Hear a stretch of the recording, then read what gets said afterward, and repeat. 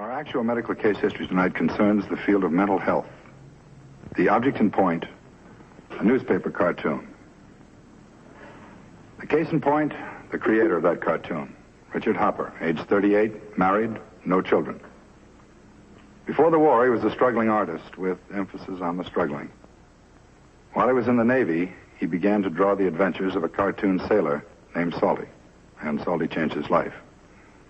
After his discharge from service, Richard Hopper signed a contract with a national syndicate to distribute his daily cartoon in several hundred newspapers throughout the country. Dick is happily married to an attractive, devoted wife. All in all, he's a very fortunate young man. But Richard Hopper would be the last one in the world to agree.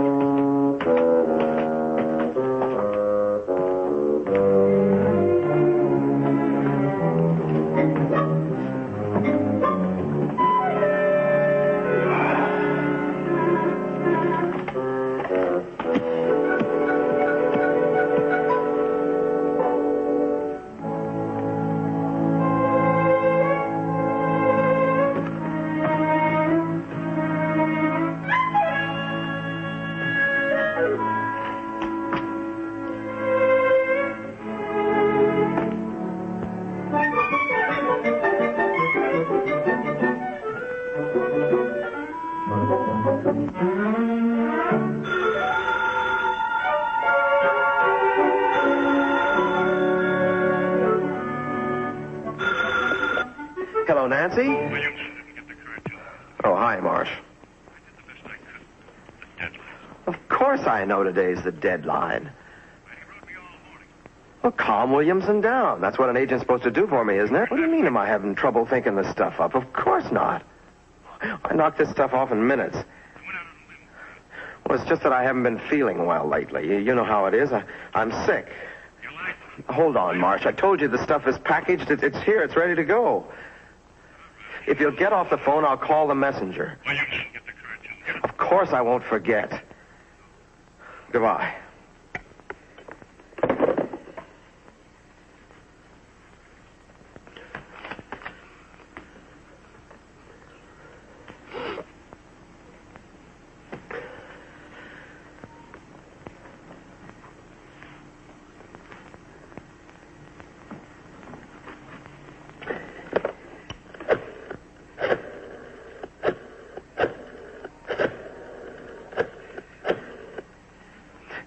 pharmacy? Who is this? This is Dick Hopper calling. Has my wife been in there this afternoon? She was going to pick up a couple of bottles of that Vitatonic for me. Did he? Well, check, will you? Which is red? She left an hour ago. Well, thanks, Mr. Miller. Yes, it's nothing serious.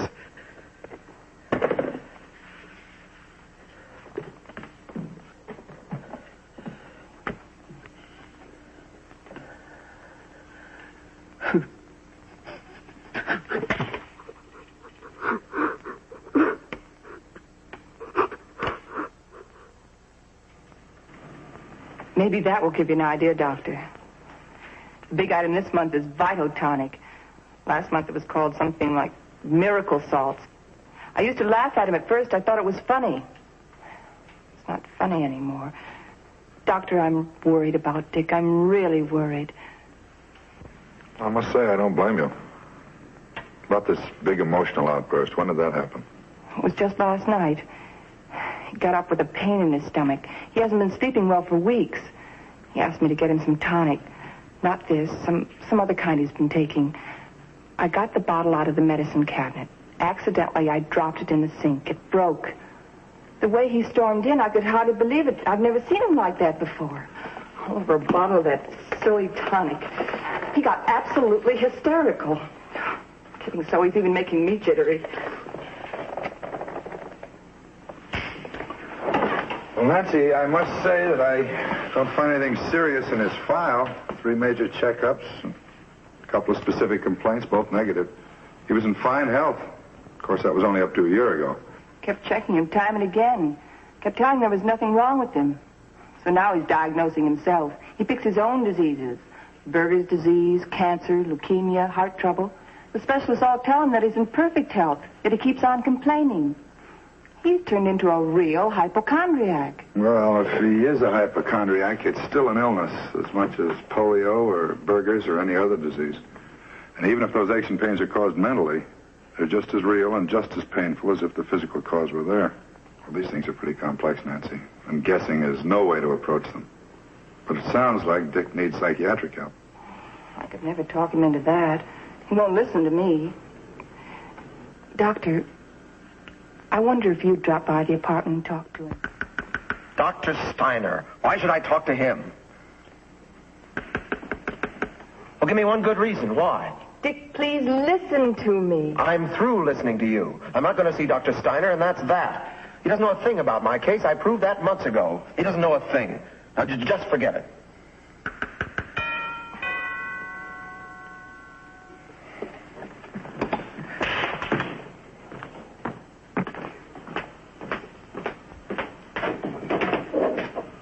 Hi, Marsh. Hi.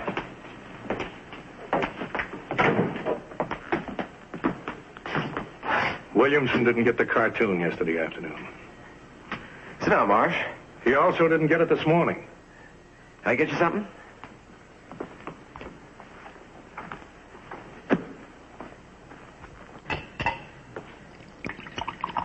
It's rough. This helps a little, not much. You told me on the phone yesterday that you were finished. You lied to me. You weren't halfway finished. Look, Marsh, I've been fighting this stomach. You know the trouble I have, and then these headaches. I thought I could get the stuff finished, but Nancy didn't get back with the medicine, and... Well, I hope Williamson didn't ride you. You got me burned, brother. Burned, baked, and broiled. I don't like it. And I don't like being sick. What are you crying about? Isn't that what an agent gets 10% for? You don't know what I go through. You work with the finished cartoons. After the work's done, then you move in. Sure, that's easy. That's fine, but where were you when this was blank? I'll tell you where. Where I've been for the last 6 months. In Williamson's office. Trying everything to keep them from dropping you. Dropping me? Drop Salty? Hey, what's all the shouting about? Salty. He's trying to tell me they're going to drop Salty. Williamson told me this morning. He'd like to keep Salty and drop you. Drop me? But I own Salty. He's offering you 25% of what you're getting now as a royalty. You're kidding. He must be kidding. I have a contract. The option's up in 2 months. Marsh, isn't there something you can do? I did the best I could do, Nancy. I'm sorry. You're sorry. I'll bet you're sorry. What an agent you are. You grab 10% to handle the top cartoon feature in the country, and what do? You louse it up. Dick, how can you talk like that? Marsh, you can't be that serious. For the last 6 months, it's been going downhill. Let's face it, it's flat. Salty isn't funny anymore. Oh, is that your opinion, Mr. Agent? Salty isn't funny anymore. That's my opinion. All right. Naturally, you wouldn't want to handle a cartoon that's not funny. Okay. You're fired. Understand? You're out. Dick, please, take it easy. You don't mean that. That's all right, Nancy. If that's the way he wants it, it's fine with me. Goodbye, Nancy. Good luck. Thanks. I'll need luck the way you messed this up. Dropping Salty, offering me 25%. You're no talent parasite. Go on, get out. All right, get out. And stay out. Glad to be rid of you. Been riding me for years. Making a living off me. I'm sick of it. I'm sick and tired of it. Sick and tired.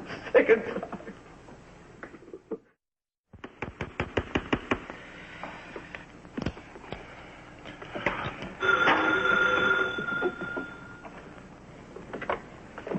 Hello. Oh, hi, Mr. Williamson. Yeah, Talman told you right. I'm handling Salty myself now. What seems to be the problem? The last 2 weeks have been in ahead of deadline. Not funny. Well, you never told me that before. Look, Mr. Williamson, I think I'm a better judge of that than Thursday and Friday? All right, sir. I'll get some replacements out to you. Bye. How about it? Pretty? Another one? Another? First in 6 months. You don't want me topped at the Harrisons, do you? Honey, tomorrow's the Harrisons' party. You haven't forgotten, have you? I'm afraid I have. I'm sorry, Nancy. I can't make it. But you promised a month ago. I said I'm sorry. I gotta work. You'd work better if you get away from that desk once in a while. Relax a little bit. Relax. It's a stupid party. Eating all the wrong foods, those poison drinks, breathing on all that smoke. It's fun once in a while. Forget your job. Forget Salty. It might help you work a little bit. Please. Don't tell me how to work. It's hard enough as it is. Without any amateur advice. I'm sorry. How would a party help? Talking to all those stupid friends of yours. They're your friends, too. I haven't got any friends. Making me go to a party when I'm sick. When are you going to stop dragging me to parties when you know I'm sick? If you're that sick, go see a doctor. But don't go in there and take any more of those quack remedies and expect them to do you any good. Look, my health is my business. A lot you care anyway, just so you don't have to miss a party. Forget the party. I wouldn't enjoy it anyway. I'm just saying if you're sick, go see a doctor. Find a doctor that's good for you. Someone you'll listen to. Then take his advice. I've seen doctors, plenty of doctors. You know that. And they've told you and told you and told you there's nothing wrong with you, Dick. You think that way, too, don't you? I know that. I've known it for a year. I know what goes on. Big laugh, huh? What are you talking about? You know what I'm talking about. Dick's funny. Always worrying about himself, thinking he's sick. Big joke. Very funny. Lots of laughs. But that's not true, and you know it. I know what goes on behind my back. I'm tired of it. I'm tired of being sick and not getting any sympathy, no understanding from you. And I'm tired of breaking my back at that drawing board every day to keep this place going. So you can have a car of your own, all the clothes you want, jewelry, the best of furniture, the best of everything. I didn't ask for it, Dick. No, but you sure take it. And I'm tired of giving. Giving all the time. Don't you think I'd like to get out of this rat race and do something else? Something I really want to do? Well, tell me, what is it? What do you want to do? I'll help any way I can, but it certainly doesn't make much sense going on the way we have been. You're right. It sure doesn't. And I'm glad you finally realized that. All right, how do we wind it up? Do you want to leave or shall I? Leave? What do you mean? Well, let's face it. There's no use stalling around about it. It hasn't worked out. It's obvious. We're no good for each other. Dick, we're both tired. We're upset. Let's talk about it later. We're going to talk about it right now. Let's face it, I can't stand it any longer. Dick, please, let's talk about it later. There isn't going to be any later. I can't stand it. I told you it's too much. I told you I can't take it any longer. I'm a sick man, but I've got to work. I've got to save my job. I can't do it with you on my back. Can't you see that? Give me a break, won't you? You really mean that, don't you? Of course I mean it. How many times do I have to tell you? I can't make it with you. It's finished. It's over. Dick, there's only one thing I have to say, and then I'll be quiet. I think you're a sick man. Not the way you think, not physically. But you're sick and you're a fool. Well, you won't listen to the doctors. You're too smart for everybody. You're a fool and you won't get over this thing until you stop being a fool. That's all I have to say.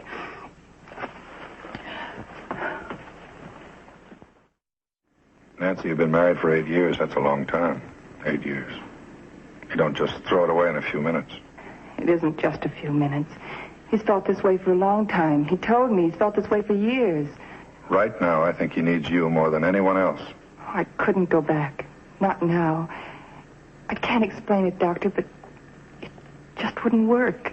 I know it's a lot to ask, Dr. Steiner, but would you try to see him? Try to help him. Do something for him.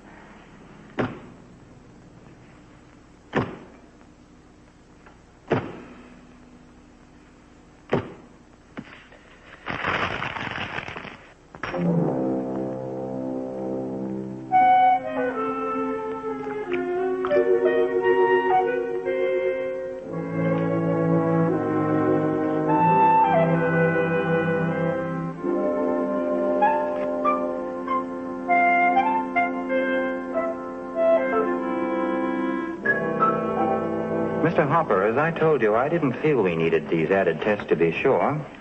But here they are as you requested, the neurologist's X-ray report, the ophthalmologist's report. Mr. Hopper, you don't have the slightest evidence of a brain tumor. No, I suppose my hand isn't stiffening. I don't have these headaches. Well, of course you have, but not from a brain tumor. They're symptoms of a brain tumor. I've studied up on it. They're very positive symptoms. The human mind, Mr. Hopper, is a very intricate machine. It's fully capable of manufacturing certain symptoms of cancer. I can't believe you, Doctor. I know I'm sick. Somewhere, somehow, there's somebody who can help me. I know it. I need help. I'm sick, Doctor. I'm sick.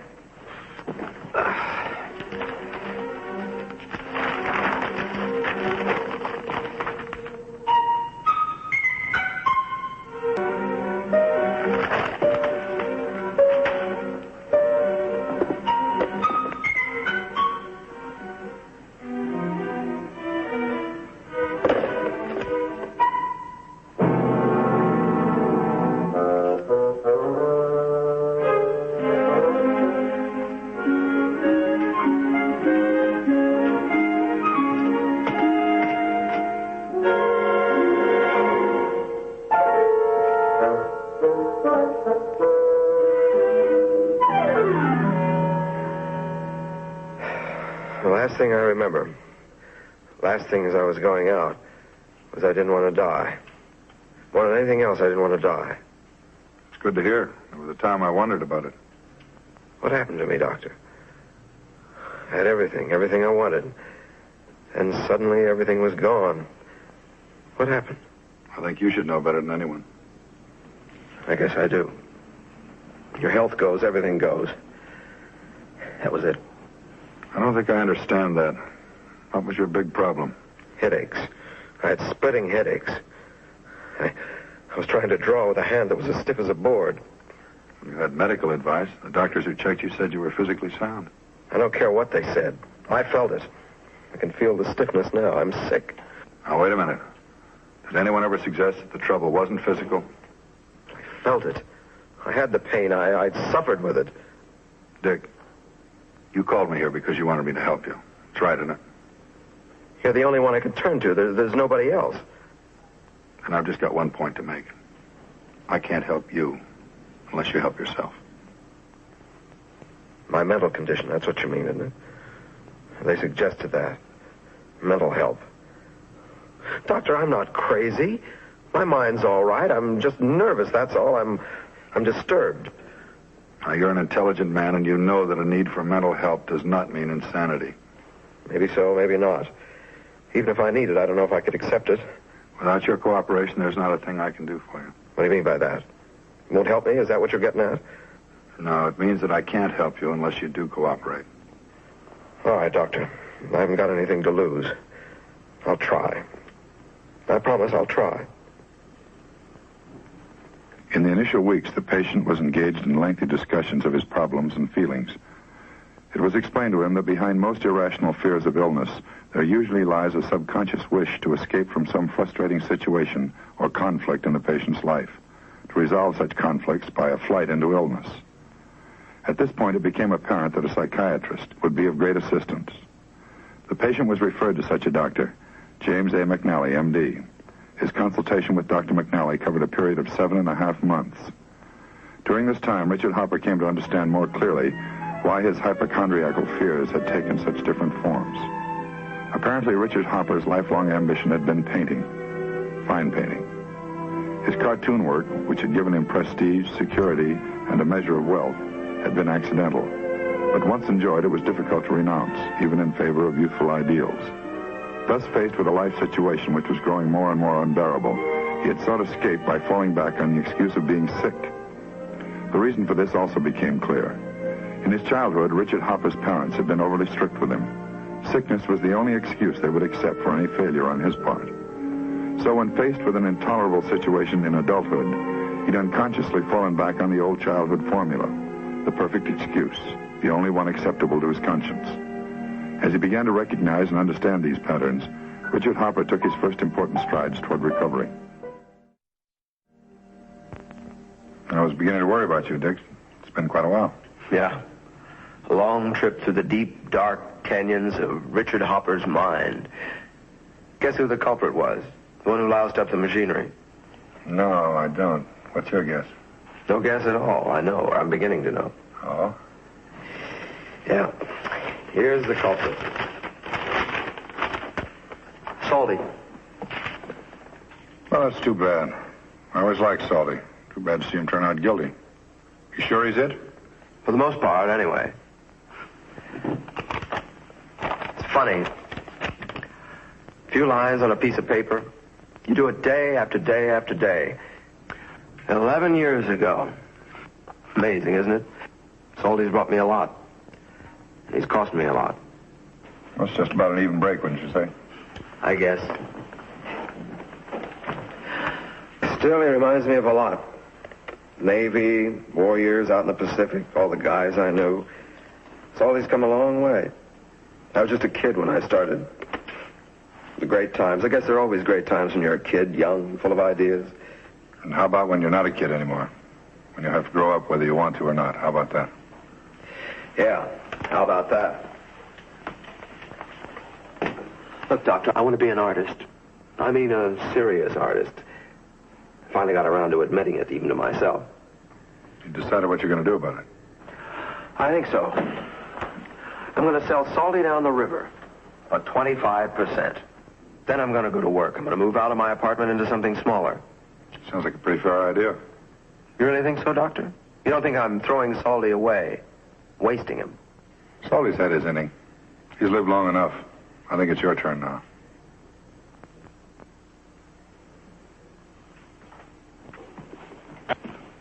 You said you wanted to get started by 4 to miss all the traffic. You're not even packed yet. I'll do it. You know, I'm glad I divorced Salty instead of you.